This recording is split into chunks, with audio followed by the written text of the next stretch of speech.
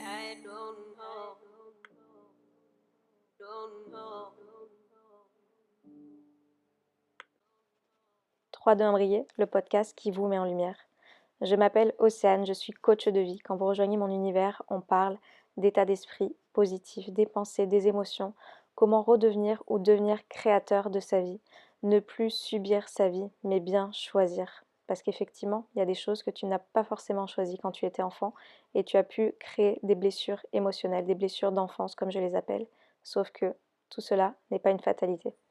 C'est parti.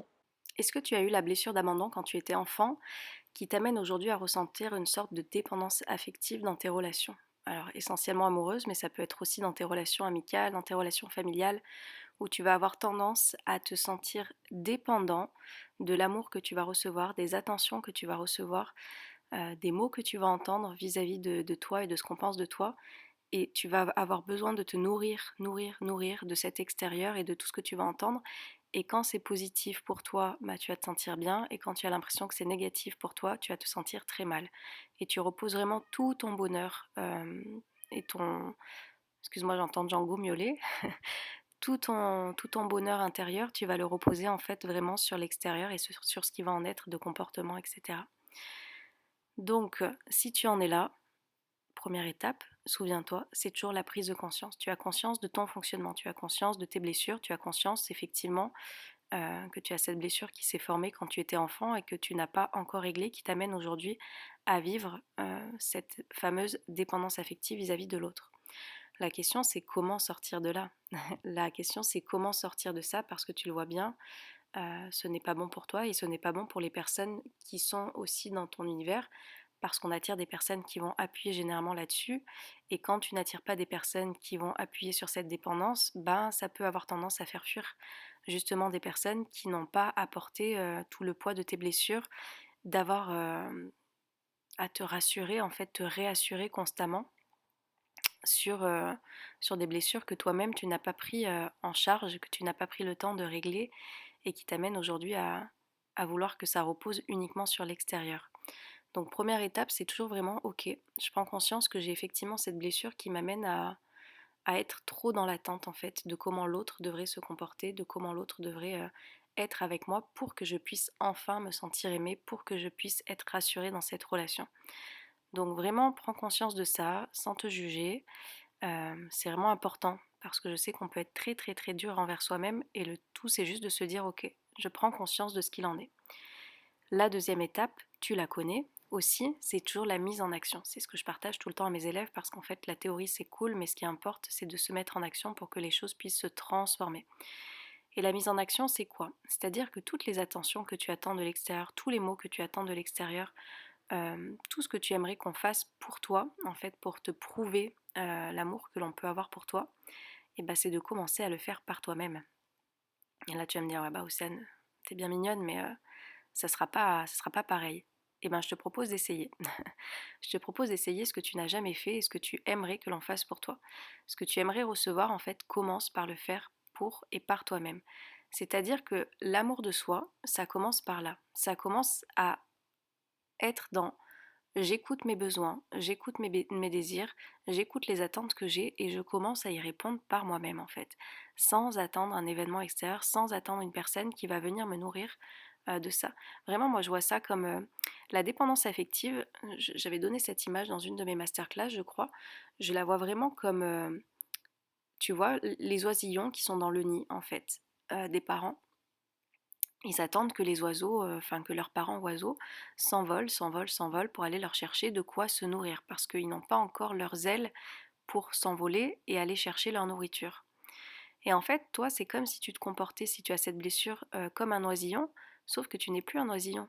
Il suffit que tu comprennes que tu as tes ailes qui ne demandent qu'à s'envoler pour aller te nourrir justement, euh, et ne pas être dans l'attente que d'autres oiseaux viennent t'apporter ta nourriture affective et émotionnelle. Tu as tes propres ailes maintenant pour pouvoir le faire et pour pouvoir t'apporter donc cet amour, ces moments de qualité que tu vas pouvoir passer avec toi. Et donc l'amour de soi-même, ça commence par quoi? Par justement, comme je te dis, ces moments de qualité que tu vas t'offrir, par ces attentions que tu vas te permettre d'avoir envers toi et de ne pas attendre d'être frustré si ça ne vient pas de l'autre. En fait, comme je dis souvent, c'est montre montre en fait comment tu as envie d'être aimé. Ne sois pas dans l'attente de l'autre qu'il le fasse pour toi. Montre comment tu as envie d'être aimé. Commence par t'offrir des fleurs si tu as envie d'en recevoir.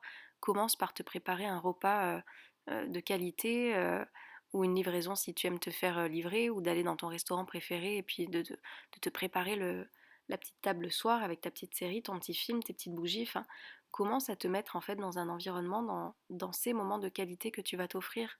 Commence par t'organiser cette randonnée que tu es en train d'attendre de faire parce que tu te dis ouais, mais du coup je suis tout seul, je suis toute seule. Non, en fait, prévois-le, enfin prévois-la, cette randonnée en l'occurrence. Prévois les moments que tu as envie de passer. Et en fait, ce qui va se passer au départ, c'est que si ce ne sont pas des choses dont tu as l'habitude de faire, ça va te paraître peut-être au début inconfortable. Souviens-toi, comme toute nouvelle chose que tu n'as pas encore faite dans ta vie et qui t'amène à ressentir des émotions qui ne sont pas encore de la sérénité, de la paix, etc. Mais au fur et à mesure, Django qui s'excite sur son arbre à chat, au fur et à mesure, tu vas te connecter sur ces émotions que tu vas ressentir, qui vont t'apporter du plaisir, de l'enthousiasme, peut-être de la paix, peut-être de la sérénité. Enfin, tu vas voir, mais forcément en t'organisant ces moments-là, tu t'apportes du bien en fait. Et qui est la personne la plus importante de ta vie? Souviens-toi, c'est toi, parce que tu es la personne avec qui tu es certaine de passer, euh, avec qui tu vas rester jusqu'à ton dernier souffle. Donc évidemment que s'apporter cet amour est important.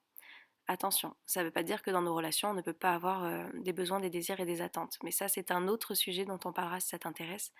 Mais c'est important de connaître tes besoins, tes désirs, tes attentes dans ta relation avec toi-même, déjà dans ce que tu attends et dans toutes les frustrations que tu peux avoir là pour le moment de ce que tu as l'impression de ne pas avoir parce que peut-être que tu es seul ou que peut-être dans ton couple tu as l'impression de ne pas avoir ci, de ne pas avoir ça. Qu'est-ce qui t'empêche de le faire en fait? Qu'est-ce qui t'empêche de le faire toi-même? Tu sais, j'ai plein de personnes que je peux entendre qui n'osent pas sortir tout seul, aller marcher, aller se promener, aller au cinéma, aller au resto. Mais qu'est-ce qui te retient de faire ça? Si ce n'est, comme très souvent, la peur du regard des autres. Voilà. Et ça va avec la confiance en soi. Et ça aussi, on pourra en reparler si tu veux. Quand tu prends de la confiance, quand tu prends de l'estime, tu le fais en fait. Tu fais les choses. Et ces choses, elles vont pouvoir se faire par l'action. Enfin, cette confiance, cette estime. Mais on en reparlera si ça t'intéresse. Mais le tout, c'est vraiment de passer à l'action. Donc, tu vois, si tu es dans cette dépendance, vraiment commence par faire une petite action par semaine, jusqu'à ce que ce soit au final après quotidien. Mais déjà, fixe-toi, parce qu'il ne faut pas faire quelque chose qui soit trop éloigné de ta réalité pour le moment, mais fixe-toi pour le moment un moment par semaine de qualité que tu vas t'offrir avec toi, qui montre à quel point, bien sûr que tu t'aimes et bien sûr que tu sais que tu es une personne extraordinaire et qui mérite toute l'attention que tu vas t'apporter et t'accorder en fait ce jour-là. Donc si tu as quelque chose en tête qui te vient, programme-le. Voilà. N'attends pas, ne sois pas dans cette procrastination que tu peux souvent avoir de ta vie. Comme je dis là, à l'heure où j'enregistre ce podcast, on est déjà bientôt début octobre, donc la fin de l'année va arriver très très vite. Et les bonnes résolutions, on n'attend pas en fait. On n'attend pas de les prendre. Je sais qu'il y a beaucoup de personnes qui attendent septembre ou qui attendent fin d'année, début d'année pour en prendre. Moi je te dis qu'il n'y a pas de moment pour le faire. Si tu as un déclic au moment où tu écoutes cet épisode et que tu te dis ok, là c'est bon, j'ai envie de prendre soin de moi, j'ai envie de m'apporter cet amour, j'ai envie de faire des choses qui vont me faire du bien et qui vont m'apporter du plaisir et du kiff parce que oui, je le mérite, bordel. Bien sûr que je le mérite et que je vais faire en sorte de m'accorder tous ces moments. Et comme ça, tu vas voir, de plus en plus, du coup, tu vas être détaché de ce que tu te dis, de ce que l'autre a à t'apporter. Tu vas le faire pour toi, par toi-même. Et il y a un réel plaisir à le faire. Et comme je te dis, moi, il y a les choses que je te dis, mais il y a l'expérience que tu vas en faire et c'est ton expérience qui va te montrer ah ouais, en fait, c'était pas des conneries ce qu'elle nous a raconté, Océane. Ça fait du bien de se faire des kiffs, ça fait du bien de se faire des plaisirs. Tu vois, je pense à des choses, je sais pas si t'as une baignoire. Bon, l'écologie, tu vas pas prendre des bains peut-être tous les jours, mais voilà, t'accorder un petit bain moussant, t'accorder. Enfin, ça peut être tout et n'importe quoi, vraiment.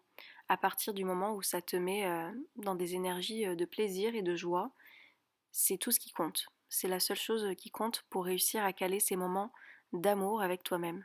Voilà.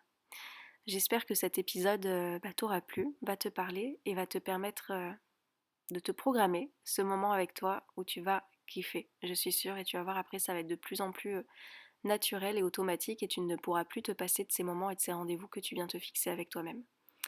Voilà, je te souhaite une belle journée, une belle soirée, une belle après-midi, tout dépend quand tu m'écoutes et je te dis à très bientôt. Ciao ciao. I don't know.